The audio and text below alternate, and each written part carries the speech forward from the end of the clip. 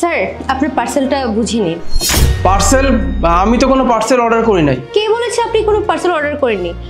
এই যে ধরুন আপনার বাচ্চাটা ধরুন আর আমাকে বিদায় দিন। কি সমস্যা কি?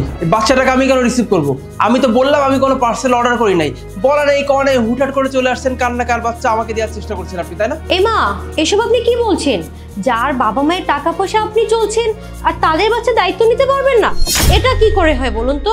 এই শাট আপ, মুখ সামলে কথা বলেন, ঠিক আছে? আপনি কাকে কি বলছেন আপনার কোনো ধারণা আছে? আমার নিজের সংসার আমি নিজেই চালাতে পারি, আমাকে কারোর কাছ থেকে কোনো টাকা নিতে হয় না, বরং আমি মানুষকে সাহায্য করি। হ্যাঁ, তুমি যদি এরকম সৎ লোক হতে তাহলে কতই না ভালো হতো। আরে কি আশ্চর্য, আমি তো বলছি বাচ্চাটা আমার না। কি সমস্যা? আপনি কান্না কার বাচ্চা আমার ঘরে ঝুলে দেওয়ার চেষ্টা করছেন, সমস্যা কি আপনার? এই যে শুনুন, এই বাচ্চা অন্য কারো নয়, এই বাচ্চাটা হচ্ছে রাজুর বাচ্চা। একবার নিজের অতীতটাকে একটু মনে করে দেখুন তো।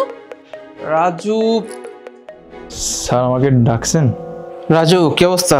স্যার এই তো বেশি ভালো না স্যার। তো এলাকায় যে ব্যবসা বাণিজ্য করতেছো, টাকা পয়সা তো দিতে হয় নাকি? টাকা পয়সা দাও না কেন? আসলে কয়েকদিন ধরে ব্যবসার লাইনটা খুবই খারাপ স্যার। হ্যাঁ, তোমার ব্যবসা বাণিজ্য খারাপ নাকি ভালো সেগুলো দেখে তো আমার লাভ নাই। আমার জায়গায় ব্যবসা করতে হলে আমাকে টাকা দিতে হবে। যদি টাকা না দিতে পারো ভাই, ব্যবসা বাণিজ্য ছেড়ে দাও। না স্যার, এবার কিন্তু মাফ করেন স্যার। পরবর্তী সময় স্যার আমি ঠিকঠাক টাকা দিয়ে দেবো স্যার। টাকা দিতে পারবে না? যাদব, টাকা যদি দিতে না পারো না, আমার এলাকায় আমি যেন কালকে থেকে আর ব্যবসা বসাতে না দেখি। যাও, তুমি তোমার পরিবার নিয়ে খাবা কি মরবা না রাস্তায় রাস্তায় শুয়ে থাকবা, সেটা দেখা দায়িত্ব আমার না। যাও যাও, বেরো রাস্তা থেকে। টাকা দিতে পারবে না, ব্যবসা করবে আমার এলাকায়। ও আচ্ছা, রাজু।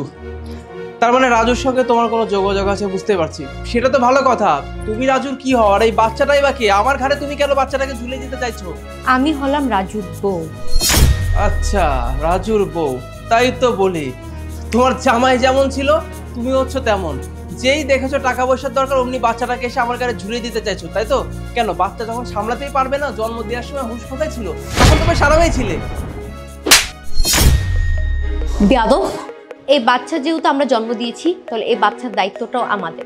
তোমাকে এই বাচ্চার দায়িত্ব নিতে হবে না। কিন্তু তুমি কর্পোরেশনের ক্ষমতায় বসে তুমি কি তোমার দায়িত্ব পালন করতেছো বলো তো?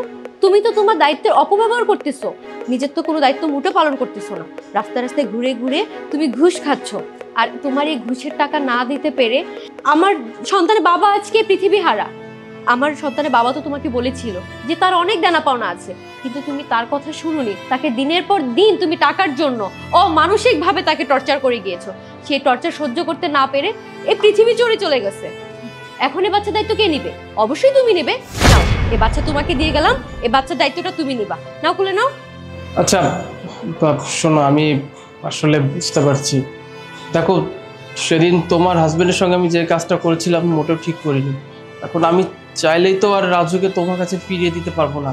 তবে আমার ক্ষমা চাওয়া ছাড়া আর তো কিছু করার নেই। তুমি প্লিজ আমাকে মাফ করে দিও বোন। আর আমি কথা দিচ্ছি, আজকের পর তোমার যেখানে ব্যবসা করতে ইচ্ছা তুমি ব্যবসা করো, আমি তোমাকে সাহায্য করব। আর এই বাচ্চার জন্য প্রতি মাসে আমি তোমাকে টাকা দিয়ে সাহায্য করবো। তুমি একদম চিন্তা করবো না বোন। তাই না? তুমি আমার বাচ্চার ভরণ পোষণের টাকা দিবে।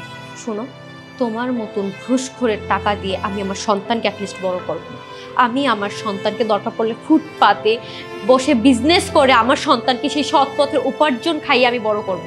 তারপর তোমার টাকার সাহায্য নিয়ে আমি জীবনও চলব না। আল্লাহ হাফিজ।